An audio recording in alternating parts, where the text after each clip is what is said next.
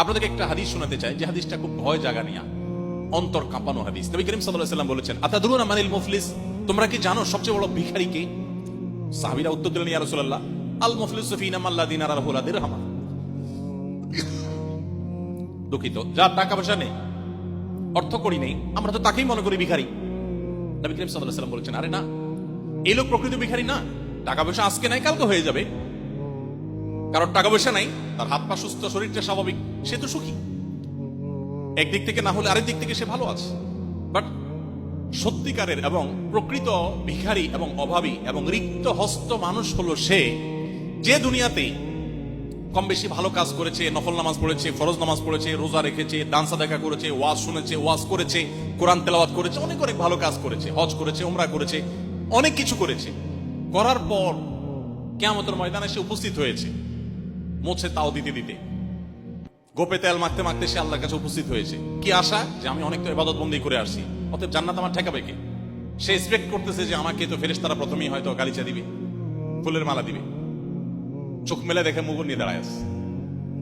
নবী করিম সাল্লাল্লাহু আলাইহি ওয়াসাল্লাম বলেছেন, কিয়ামতের ময়দানে এরকম বহু মানুষ আছে যে দুনিয়াতে তার মুখে হয়তো দাড়ি ছিল, নামাজ ছিল, অনেক কিছু ছিল, বাট সে বিভিন্ন ভাবে মানুষের অধিকার নষ্ট করেছে। কাউকে দুর্বল পেয়ে তাকে একটা বাজে কথা বলেছে, কটু কথা বলেছে, সে প্রতিবাদ করতে পারে নাই। র্যাগিং এর নামে, র্যাগডের নামে, বিভিন্ন নামে সে অনেক অনাচারে লিপ্ত হয়েছে। বিশেষ করে মানুষের প্রতি অবিচারের যে জায়গাগুলো, সেই জায়গাগুলোতে সে নিকৃষ্ট মানুষের ভূমিকা অবতীর্ণ হয়েছে। নবী করিম সাল্লাল্লাহু আলাইহি ওয়াসাল্লাম বলেছেন, এই লোকটা একটা সময় সে হয়তো ফেরেশতা হয়ে যেতে পারে। অনেক মানুষ আছেন যে বুড়ো বয়সে এসে মাশাআল্লাহ হাজী সাহেব, কাজী সাহেব হয়ে যাচ্ছেন, ইয়াং বয়সে কি করেছেন, এটা হলো মুখ্য বিষয়। তো এই লোকটা যখন আল্লাহর কাছে হাজির হবে কিয়ামতের ময়দানে, নবী করিম সাল্লাল্লাহু আলাইহি ওয়াসাল্লাম বলেছেন, সে তো মনে করবে যে জান্নাতে যাচ্ছে, এদিকে তাকে ঘিরে ধরবে সমস্ত প্রাপকেরা।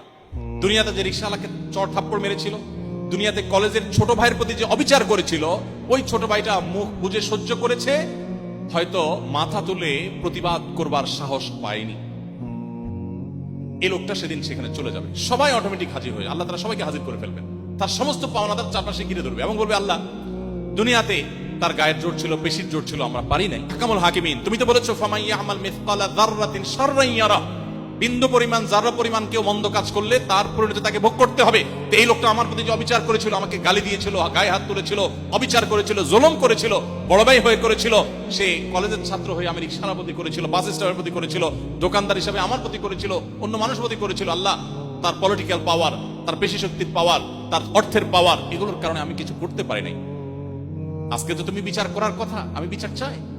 তখন আল্লাহ রাব্বুল আলামিন আর্থিক অপরাধ যদি হয়, চাঁদাবাজি হয়, মানুষের অর্থ আত্মসাতের ব্যাপার হয়, দুর্নীতির ব্যাপার যদি হয়, তাহলে বলবেন তোমার আমল থেকে তাকে দিয়ে দাও। একইভাবে কাউকে গালি দিয়েছেন, কারোর প্রতি অবিচার করেছেন, তো বলা হবে তুমি যত আমল করেছো এখান থেকে আনুপাতিক হারে যে পরিমাণ জুলুম করেছো, জুলুমের পরিমাণ নেক আমল ট্রান্সফার করে তার আমল নামায় দিয়ে দেওয়া হবে, তার অ্যাকাউন্টে দিয়ে দেওয়া হবে। এভাবে দিতে দিতে দেখা যাবে একটা মানুষ অনেক আমল করেছেন, জীবনে বহু ওমরা, হজ, দাড়ি, টুপি, বুড়া বয়সে এসে অনেক ভালো ভালো কাজ করেছেন, মসজিদের সভাপতি, সেক্রেটারি হয়েছেন, কিন্তু যে ইয়াং বয়সে অনেক অপকর্ম করে আসছেন একটা সময়, এই লোকটা শেষ পর্যায়ে এসে তার সমস্ত আমল যা করেছেন এগুলা দিতে দিতে পাওনাদারদের সবাইকে দেওয়া শেষ, এখনো পাওনাদার বাকি আছে, তার আমল কিন্তু আর নেই। এবার কি হবে? নবী করিম সাল্লাল্লাহু আলাইহি ওয়াসাল্লাম বলেছেন, এবার পাওনাদারদেরকে আল্লাহ তাআলা বলবেন, তাদের যে পাপ, তাদের যে অপরাধ, তাদের যে জেনা, তাদের যে ব্যভিচার, তাদের যে অন্যায় কাজ, সেগুলো তাদের আমল নামা যে ভরে আছে, যেগুলোর কারণে তারা জাহান্নামে যেত, অপরাধের অনুপাতে সেগুলো এই অপরাধকারী, জুলুমকারী ব্যক্তি যে দুনিয়াতে মানুষের প্রতি জুলুম করেছিল, তার আমল নামায় ট্রান্সফার করা হবে। যেখানে সে অনেক হজ ওমরা নিয়ে গেছে, অনেক নামাজ নিয়ে গেছে, অনেক রোজা নিয়ে গেছে, অনেক কোরআন তেলাওয়াত নিয়ে গেছে, অনেক দাড়ি টুপি নিয়ে গেছে, অনেক ভালো কাজ নিয়ে গেছে, অনেক মানবিক কাজ নিয়ে গেছে, এই সবগুলো তো অলরেডি বন্টন করা শেষ, কিন্তু এত মানুষের প্রতি জুলুম করেছে যে সে মানুষগুলোর পাওনা এখনো শেষ হয় নাই। তখন এবার পাওনাদারদের অপরাধের বোঝা তার অ্যাকাউন্টে ট্রান্সফার করে সেগুলো তার মাথায় চাপিয়ে তারপর আল্লাহ তাআলা দায়মুক্ত করবেন। দায়মুক্তির পর তার আমল নামাতে কোনো ভালো কাজ তো নেই, সব আছে মন্দ কাজ। যে লোকটা সারা জীবন করেছে ভালো কাজ, কিয়ামতের ময়দানে তার অ্যাকাউন্টে সমস্ত ভালো কাজগুলো খালি হয়ে, শূন্য হয়ে, মন্দ কাজে পরিপূর্ণ হওয়ার পর আল্লাহ বলবেন, এবার তাকে জাহান্নামে ফেলে দাও। নবী করিম সাল্লাল্লাহু আলাইহি ওয়াসাল্লাম বলেছেন, সেদিন এই লোকটা হবে সবচেয়ে রিক্ত হস্ত এবং অভাবী। এ হলো প্রকৃত ভিখারি, যে এত কিছু করার পরও কিছুই থাকবে না এবং জাহান্নামে তাকে যেতে হবে।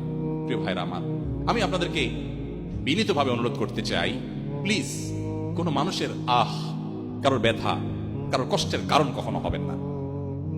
এটা পশুত্ব, এটা মনুষ্যত্ব না।